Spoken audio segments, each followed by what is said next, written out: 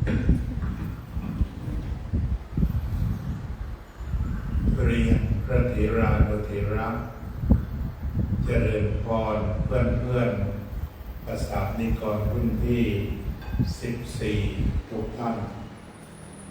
วันนี้อาตมาภาพดีใจมากที่ได้มาพบกันท่านนับตั้งแต่เราจากกันสัก30-40 ปีครั้งแรกก็ได้พบกับทอดข้าวป่าให้โรงเรียนตอนนั้นก็พบกันหลายคนแต่ครั้งนี้ก็เป็นครั้งที่2นอกจากนั้นก็พบกันไม่เป็นทางการเช่นงานกฐินปี67แล้วก็พบกันเป็นบางครั้งบางคราวแล้วก็มีเพื่อนที่ประสานงานใกล้ชิดโยมสมปองกับโยมอุ่นเรือน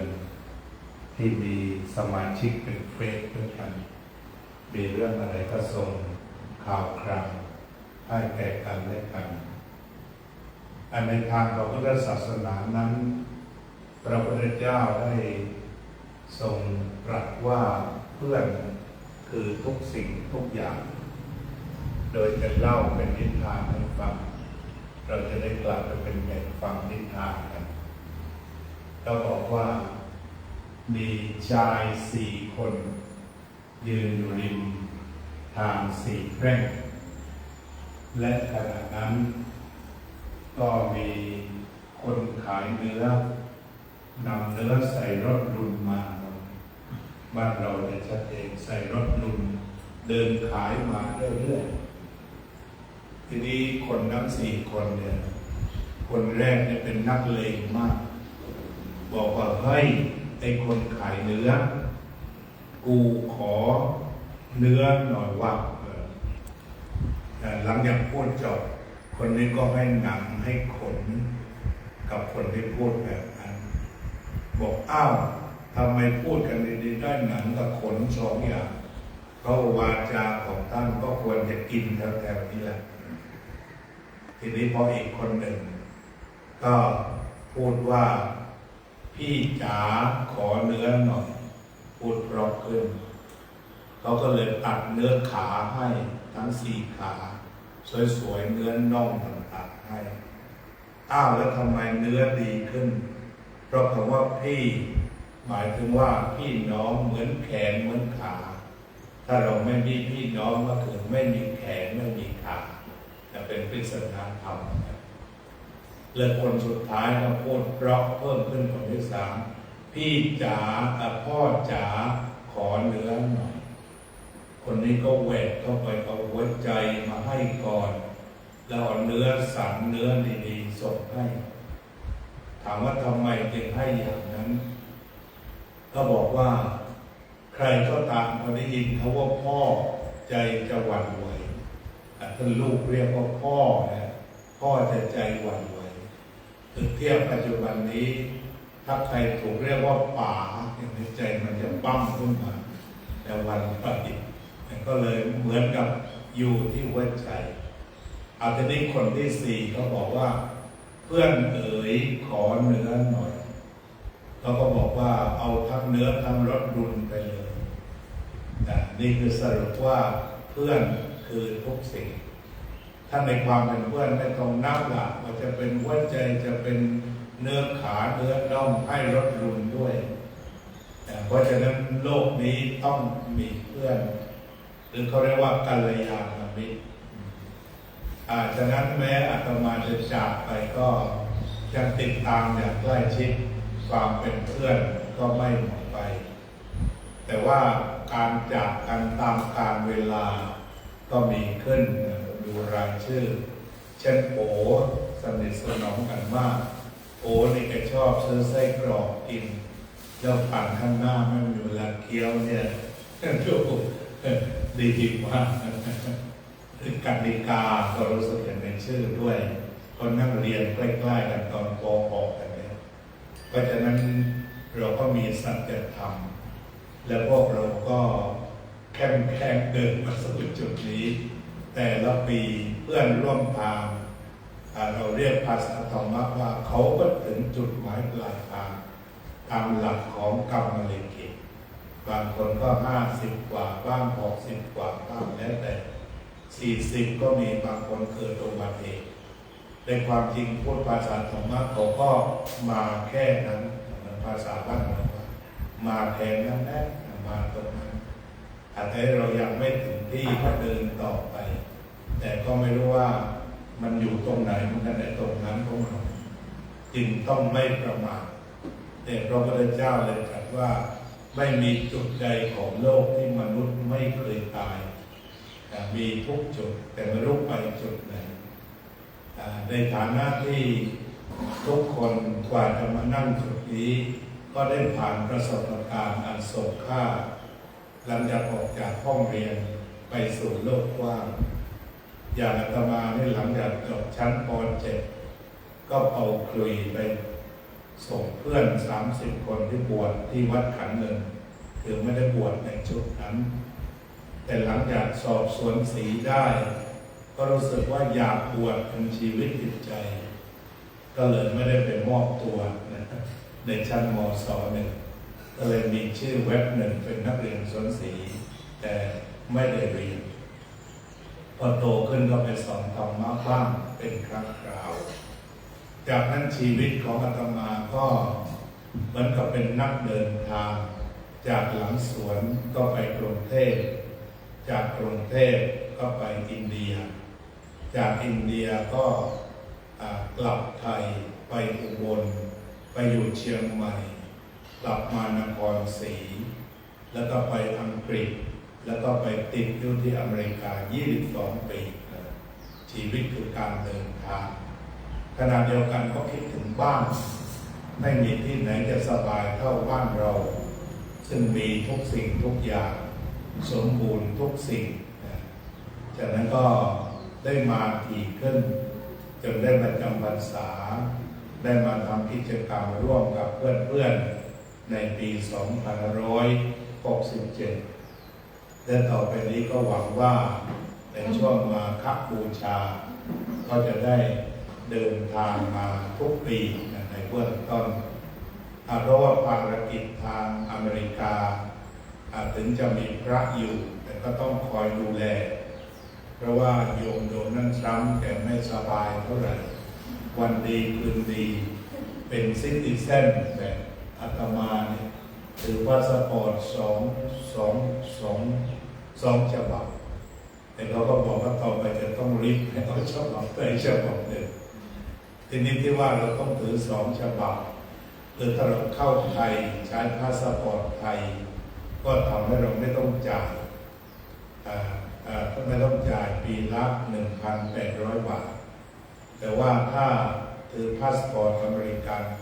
ก็ยินดีจะจ่ายให้บ้านเกิดเมืองนอนแต่ต้องไปรายงานตัวทุก3 เดือนเป็นฝรั่งไปเลยเนี่ยจะต้องไปหา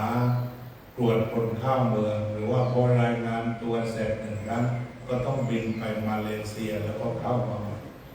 แต่ก็ครั้งแรกก็คิดว่าดีแต่พอนานๆมันก็เป็นทุกข์ขันล่าเหมือนกันก็เลยเที่ยวนี้เราก็พาสปอร์ตไทยเข้าดูก็อยู่ได้ถ้าเป็นพาสปอร์ตอเมริกันถ้าเราอยู่เกิน1 เดือนไปถูกปรับวันละ500นอกจากออกจากเมืองคือต้องเสียทั้งขึ้นทั้งลง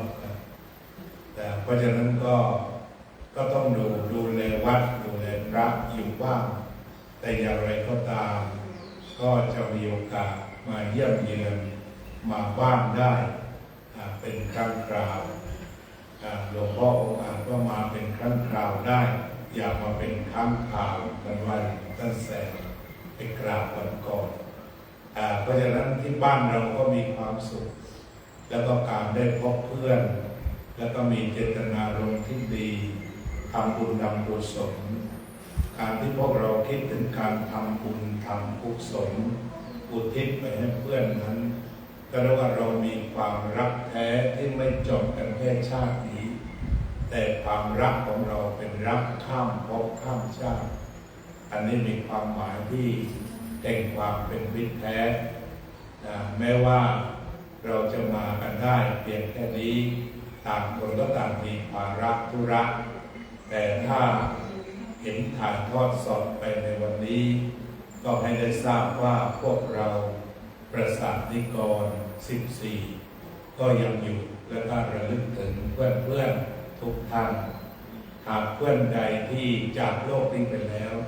ได้ทราบด้วยญาณวิถีใดๆพวกเราก็ยังมีความรักมีความเมตตา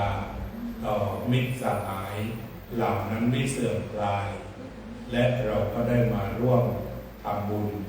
ไม่ว่าเพื่อนอยู่ในภพใดได้ทราบแล้วจงร่วมกันอนุโมทนาสาธุการต่อไปประมาก็จะนำเพื่อนๆตรวจน้ำแล้วก็จะได้ตรวจน้ำรับพรต่อไปเอาว่าตามอีกทางวัตเมธานังอาสวัคคยาวหังนิพพานังโอตุข้าพเจ้าทั้งหลายตั้งใจถวายทานเพื่อสิ้นอาสวะพบความชื่นบานสงบสุขยืนนานเป็นนิพพานเถิดอิมานิมะยังพันเตมัตตกะพัตตานิสัพพริวารานิภิกขุสังคัสสะโอโนชยามะสาธุโนพันเตภิกขุสังโฆอิมานิมัตตกะพัตตานิสัพพริวารานิปฏิคันหาตุอมหาคันเจวะมาตาปิตุอาทีนันจะยาตกานังสหายานันจะทีครัตตังอิตายะสุขายะข้าแต่พระสงฆ์ผู้เจริญข้าพเจ้าทั้งหลายขอน้อมถวายซึ่งมัตตกะภัตตาหารเพื่ออุทิศแก่เพื่อนผู้ล่วงลับไปแล้วพร้อมด้วยบริวารเหล่านี้แก่พระภิกษุสงฆ์ขอพระภิกษุสงฆ์จงโปรดรับซึ่งมัตตกะภัตตาหารกับทั้งบริวารทั้งหลายเหล่านี้เพื่อประโยชน์เพื่อความสุขแก่ข้าพเจ้าทั้งหลายด้วยแก่ญาติมิตรทั้งหลายด้วยแก่เพื่อ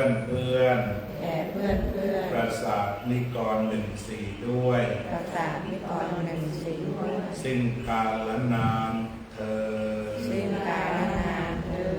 สาธุต่อไปตรวจน้ำข้าพเจ้าขอตั้งจิตอุทิศผล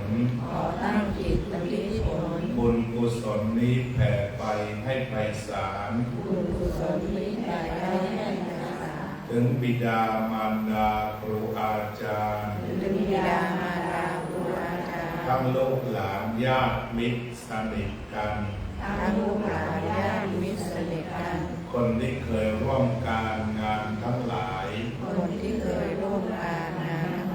ขอจงได้ส่วนกุศลผลของฉัน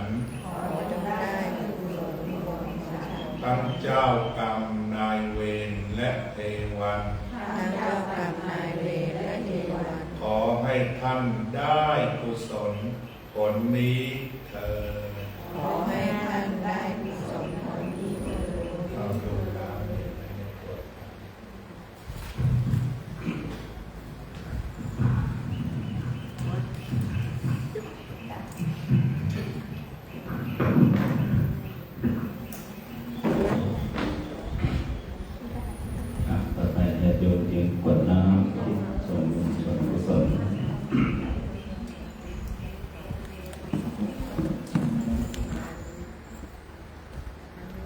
ยะถา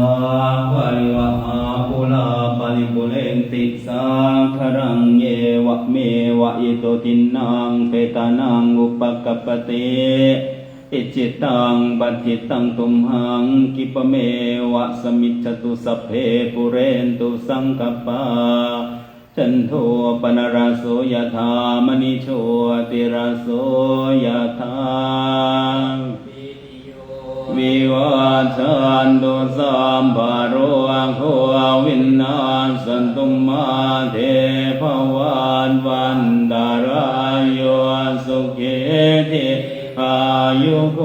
ภวะมิวาทนาสิริสานิจังบุธรรมปัจจายโนจันตาโลธรรมาวะทันติอายุวันโนสุขังภะลังอายัญจะโพธังกินาทินนาสังฆามิสุปฏิทิดาติอารันตังหิตายาสถานะโสอุปกะปันติโสยังติธัมโม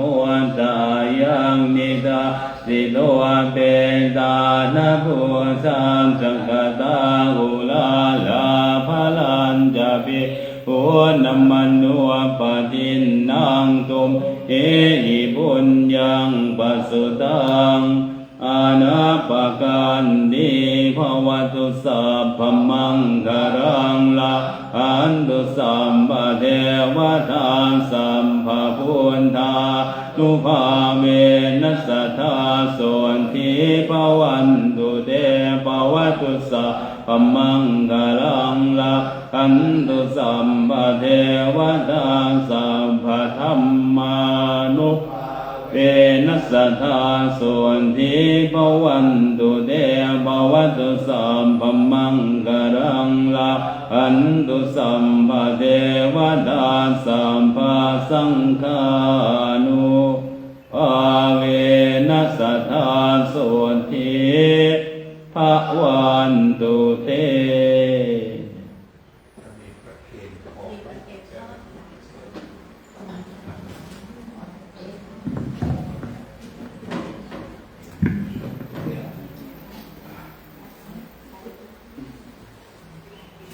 ปิดแล้วใช่ไหมหนู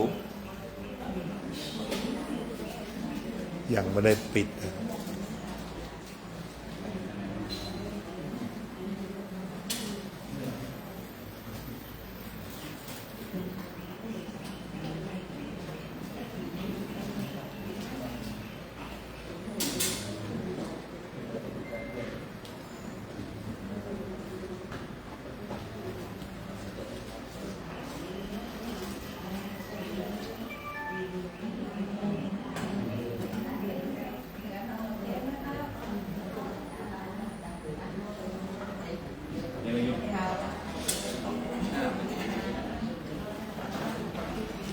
คุณอุ่นเรือนกำลังประเคน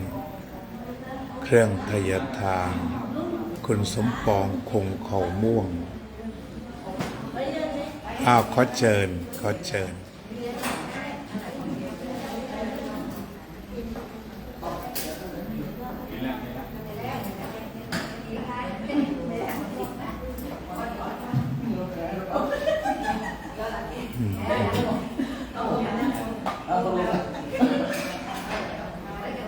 เอาเดินหนังสวยๆที่ปิดกลองแล้ว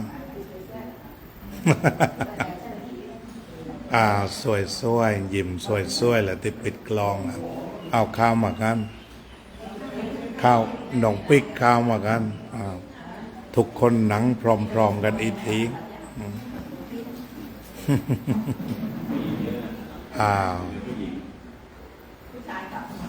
ก็ขอบคุณเพื่อนอีกครั้งหนึ่งที่มาทำบุญกุศลวันนี้ขอให้เพื่อนโชคดีพ้นทุกข์พ้นโศกพ้นโรคพ้นภัยกระทำการใดๆสำเร็จพ้นมีความสุขท่ามกลางญาติและฝูงชนไม่อยากจนมีทรัพย์พอก็สุขเอ่ย